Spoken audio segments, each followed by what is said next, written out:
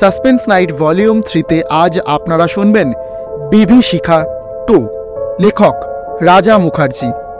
গল্পের প্রধান চরিত্রে শঙ্কর, প্রদীপ, সুশান্ত, অম্লান, টোটোওয়ালা, হিরণময় ও ঘটা। শুরু হচ্ছে আজকের গল্প বিভীষিকা 2।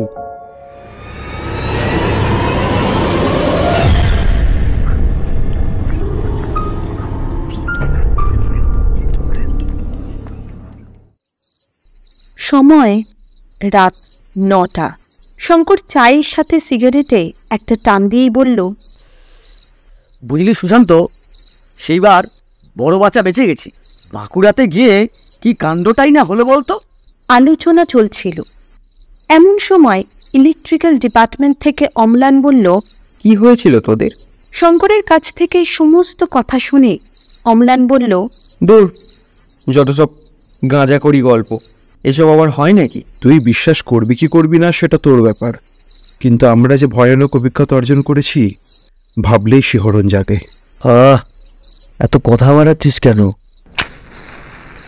চল মেশে, রাতের খাবারটা খেতে হবে তো। হ্যাঁ চল।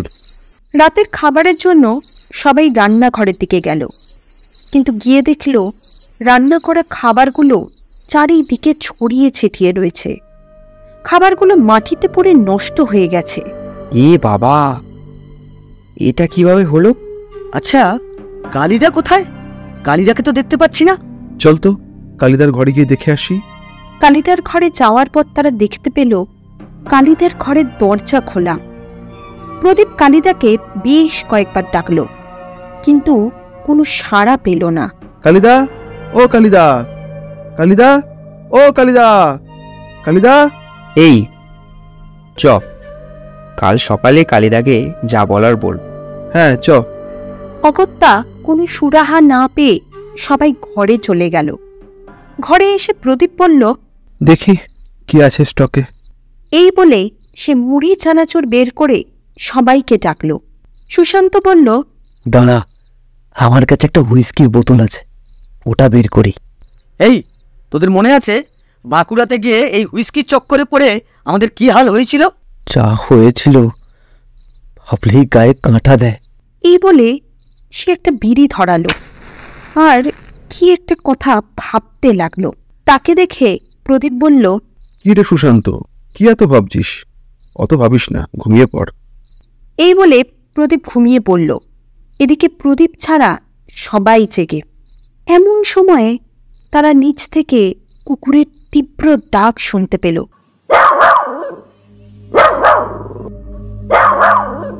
লালু শান্ত স্বভাবের কুকুর, সচরাচর ডাকে না, কিন্তু এই ডাক উপরে সবাইকে ভয় ধরিয়ে দিল। এই সুশান্ত, একবার নিচে যাবি? কেন?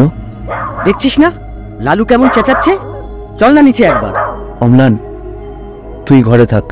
এই বলে শঙ্কর আর সুশান্ত নিচের রান্নাঘরের দিকে গেল।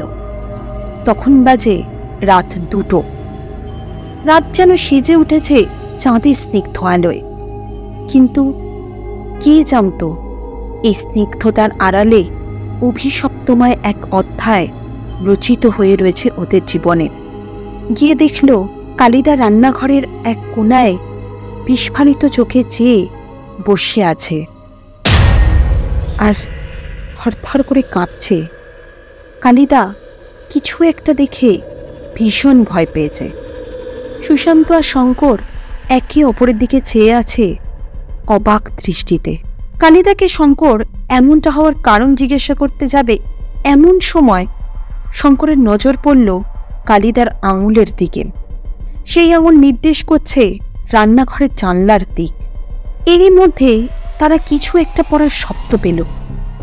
তারা সেই আওয়াজটা অনুসরণ করে যেতেই দেখল অম্লান আর প্রদীপ রান্নাঘরের পাশে বালির বস্তার উপর পড়ে আছে। তড়িঘড়ি করে সুশান্ত প্রদীপ আর অম্লানের কাছে গেল। কি রে, তোরা এইভাবে পড়লে কি করে? ওফ বাবা, আর বলিস না। হঠাৎ দেখি প্রদীপ ঘুমের ঘরে হাঁটতে শুরু করেছে। হাঁটতে হাঁটতে রেলিংয়ের সামনে এসে হঠাৎ ঘুম চোখেই ঝাঁপ দিল। আমিও আর দেরি না করে ওকে ধরতে গিয়ে পড়লাম। ও বাবা রে, কিছু তো একটা একটা অমঙ্গল হচ্ছে এখানে। ওদিকে কালিদাও কেমন করছে, কি যে করি। তুই কালিদাকে দেখ, আমি প্রদীপকে নিয়ে আসছি তোদের কাছে। এই বলে প্রদীপকে কাঁধে করে নিয়ে এলো অম্লান। প্রদীপ তখনও ঘুমিয়ে আচ্ছন্ন। কালিদার কাছে এসে সুশান্ত দেখে কালিদা বিস্ফারিত চোখে রান্নাঘরের সেই জানলার দিকে তাকিয়ে আছে। অনেকক্ষণ জিজ্ঞাসা করার পরও কালিদা কোনো উত্তর করল না। অম্লান বলল, এখন রাত 2টো, এত রাতে কোনো ডাক্তার পাওয়া যাবে না। চিন্তা হয়ে গেল রে, কি যে করি এখন। অনেক ভেবে সে একটা নম্বর ডায়াল করলো। The number you have dialed is not available at the moment. ওফ শেট। শোন সুশান্ত আর শঙ্কর, তোরা দুজন মিলে কালিদা আর প্রদীপকে ঘরের বিছানায় শুইয়ে দে। যেমন বলা তেমন কাজ। ঘরে শুয়ে দিল কালিদাকে। মাথায় জল ঢালা হলে আস্তে আস্তে স্বাভাবিক হতে থাকে কালিদা। আর প্রদীপকেও শোয়ানো হলো। সারা রাত এইভাবেই কেটে গেল তাদের।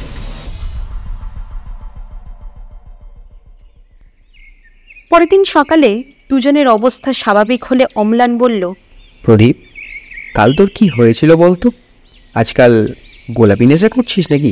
ভাট বকিস না, কাল ঘুম গাঢ় হতে একটা স্বপ্ন দেখেছিলাম। স্বপ্ন? কি স্বপ্ন? প্রদীপ কিছু বলার আগে শঙ্কর থামিয়ে দিয়ে বলল, দাঁড়া অম্লান, তুই পরে কথা বলিস। এই সুশান্ত, এই সেমিস্টার শেষ হলে যাবি কি আরেকবার বাঁকুড়াতে? আমার মনে হয় ওখানে কিছু রয়ে গেছে, না হলে এমনটা কেন হবে এতদিন হওয়ার পরেও? ঠিক আছে, এখন তো ছুটি নেওয়াটা চাপের, কদিন পর চল। ছুটি ম্যানেজ করে তারা 4 বন্ধু চলল বাঁকুড়াতে, সঙ্গে কালিদা।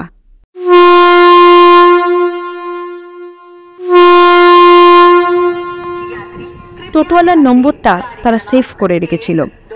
শঙ্কর ফোন করল।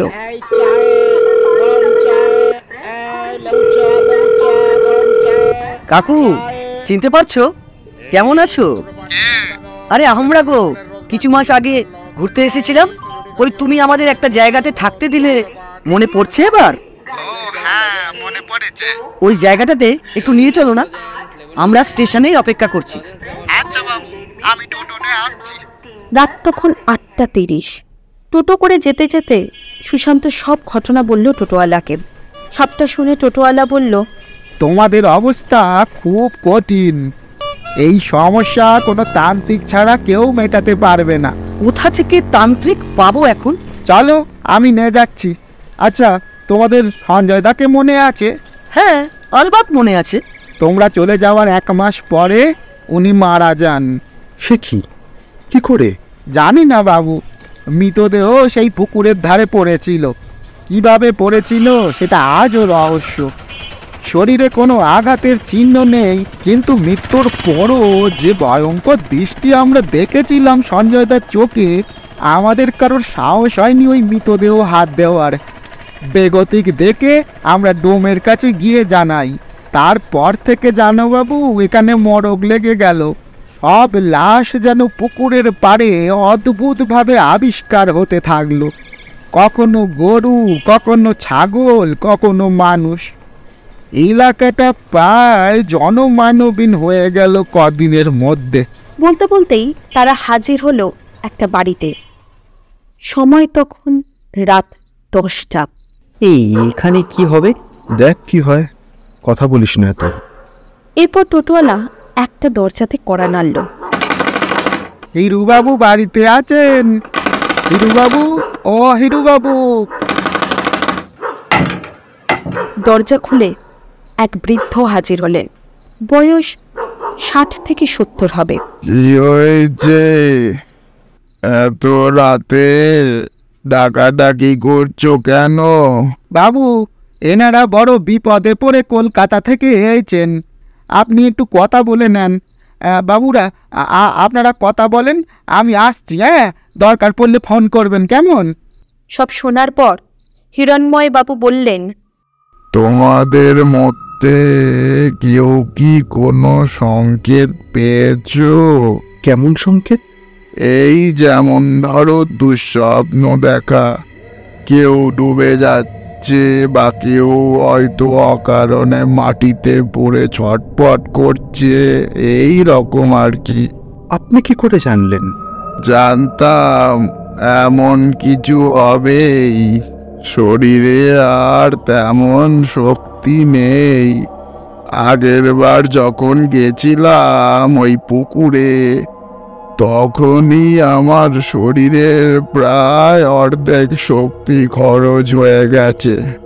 অনেক কঠিন সাধনা করে এবারের মতো মোড়ক আমি থামিয়েছিলাম, কিন্তু আমার ভাইপো সঞ্জয় মারা যাওয়াতে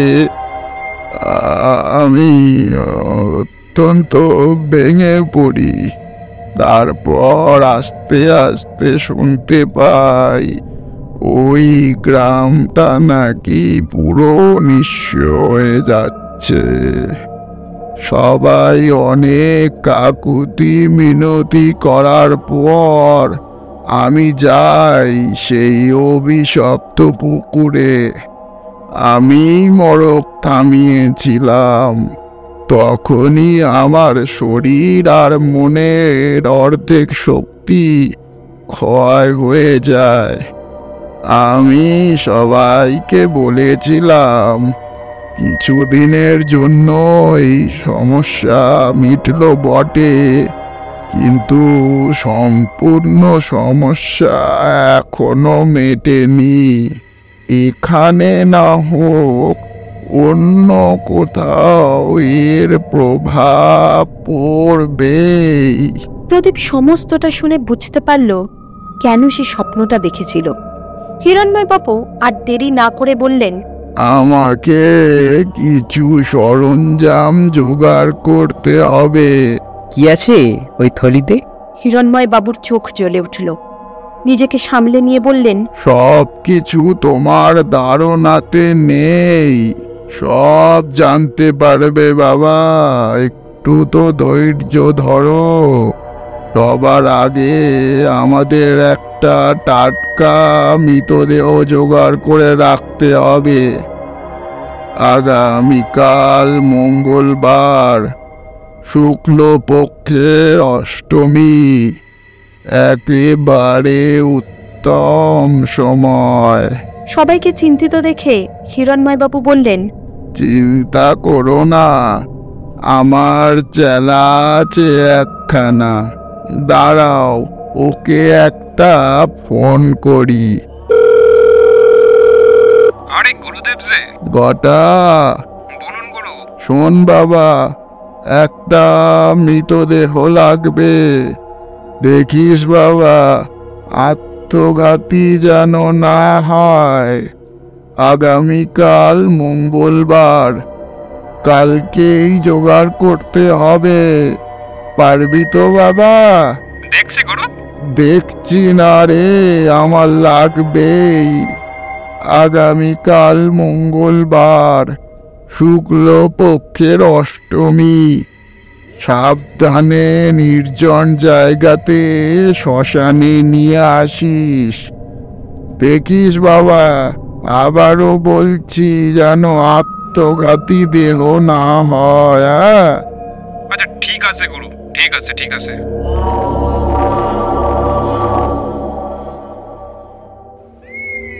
মঙ্গলবার, শুক্লপক্ষের অষ্টমীর সেই মুহূর্ত।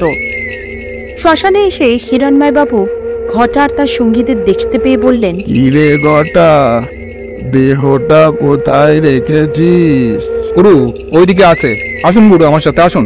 এই বলে ঘটা হিরণ্ময়বাবুকে শ্মশানের একটা নির্জন জায়গাতে নিয়ে গিয়ে একটা বৃদ্ধার মৃতদেহ দেখালো। লাশটা দেখে হিরণ্ময়বাবু বললেন, কোথা থেকে পেলি বাবা? রাতের অন্ধকারে আমরা কবর থেকে চুরি করেছি গুরু। আত্মঘাতী নয় তো?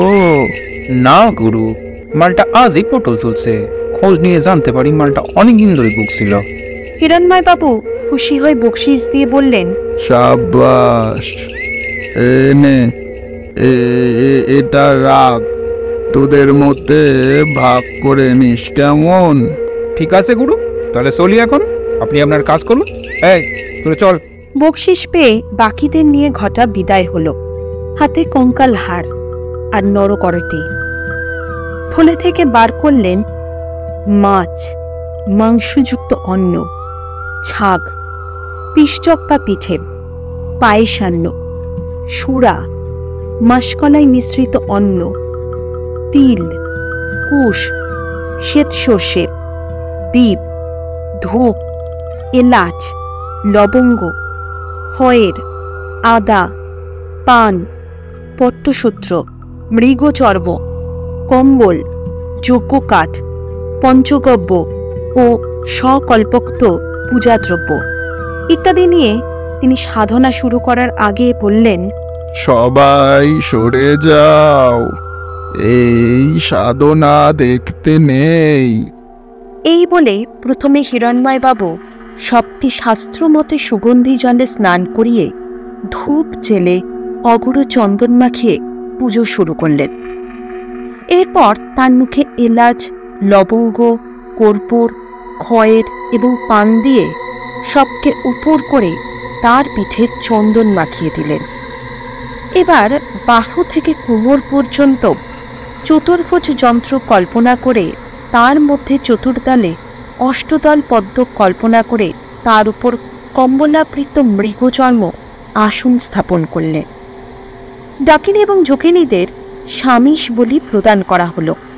এবার হিরণ্ময়বাবু সবকে স্পর্শ করে প্রণাম করলেন একটি বিশেষ মন্ত্রে।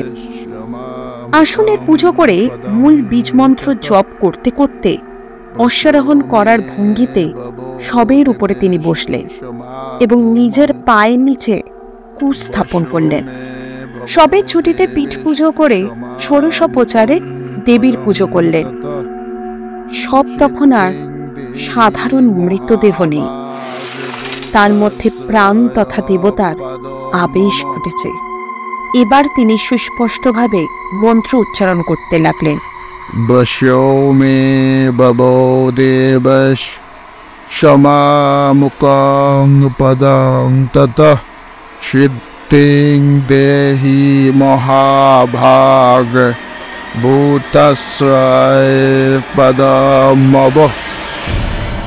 ওম বিম বিরু ওয়াবপ ববালোচন বাবুক ত্রাইমং দেবো দেবেশ সবানামোথিপদীপ। হরি ওং তৎসৎ, হরি ওং তৎসৎ, হরি ওং তৎসৎ। আড়াল থেকে অম্লান আর সুশান্ত দেখছিল সাধনা। বেশ কিছুক্ষণ পর দেখতে পেল মৃতদেহ জেগে উঠছে, আর হিরণ্ময়বাবু সেই মৃতদেহের মুখে চাল ভাজা আর সুরা দিচ্ছেন। আবার মৃতদেহ শান্ত হয়ে যাচ্ছে। এইভাবে বেশ কিছুক্ষণ চলার পর হিরণ্ময়বাবু সাধনা সমাপ্ত করে এক নরকরটি নিয়ে হাজির হলেন সবার কাছে। অম্লান আর সুশান্ত এই সাধনা দেখে প্রায় মূর্ছাই যাচ্ছিল। তড়িঘড়ি ওদেরকে সম্বিত ফেরানো হলো। হিরণ্ময়বাবু বললেন, আর সময় নষ্ট না করে এই নরকরটি নিয়ে আমরা ওই অভিশপ্ত পুকুরে যাব। আর তোমাদের মধ্যে যে বা যারা সংকেত পেয়েছো তারাই শুধু আমার সাথে থাকবে।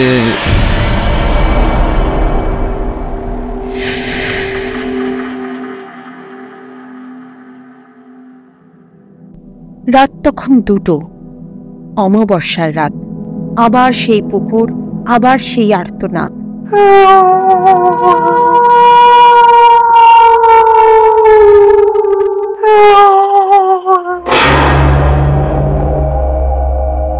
সেই ভয়ঙ্কর স্মৃতি যা স্বপ্নরূপে দেখা দিয়েছিল প্রদীপকে। সাথে রয়েছে নরকরটি, কঙ্কালের হাড়, সুরা। চারিদিকে উনি দন্ডি মন্ত্র পড়তে পড়তে কেটে দিয়ে বললেন, যাই হয়ে যাক না কেন, এই দণ্ডির বাইরে তোমরা যাবে না।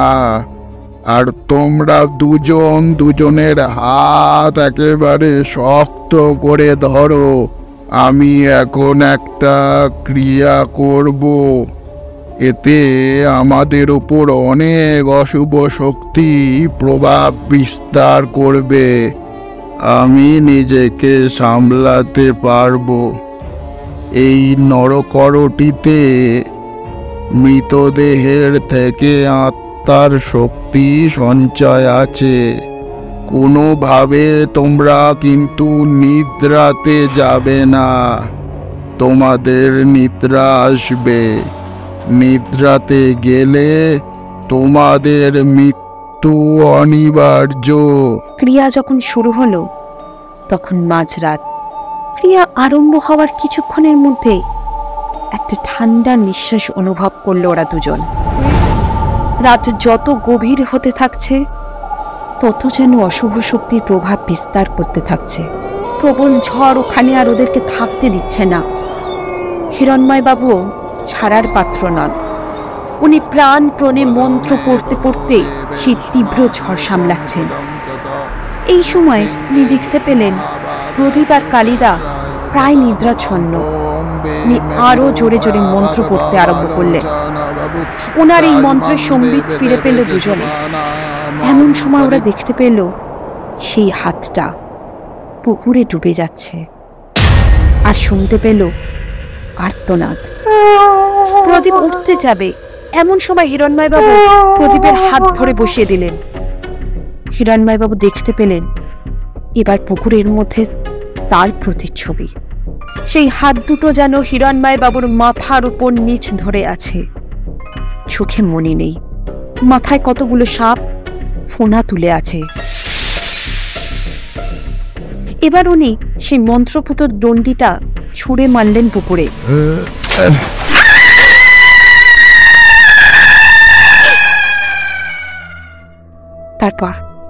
তারপর আস্তে আস্তে সব শান্ত হতে থাকলো।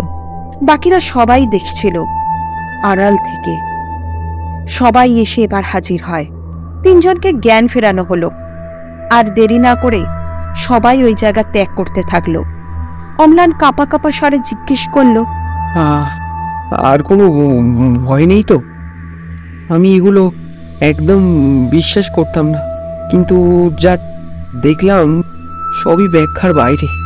আমরা আমাদের সাধ্য মতো চেষ্টা করেছি, বাকিটা ঈশ্বরের ইচ্ছা। ঠিক এমন সময়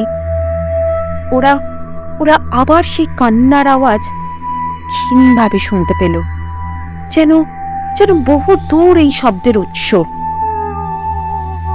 এই তোরা শুনতে পাচ্ছিস? আবার সেই আর্তনাদ। জিজ্ঞাসু চোখে হিরণ্ময়বাবুর দিকে তাকাতেই তিনি বললেন, সব কিছুর ব্যাখ্যা হয় না। এত উন্নত সভ্যতা, তাও কিছু জিনিস রহস্যই থেকে যায়। প্রদীপের মনে পড়ল কবিরাজ মশাইয়ের সাথে তার সেই কথা। সবকিছুর ব্যাখ্যা পেতে যেও না বাবা, পাবেও না। এমন কিছু জিনিস থাকে যা আমাদের বিশ্বাসের বাইরে।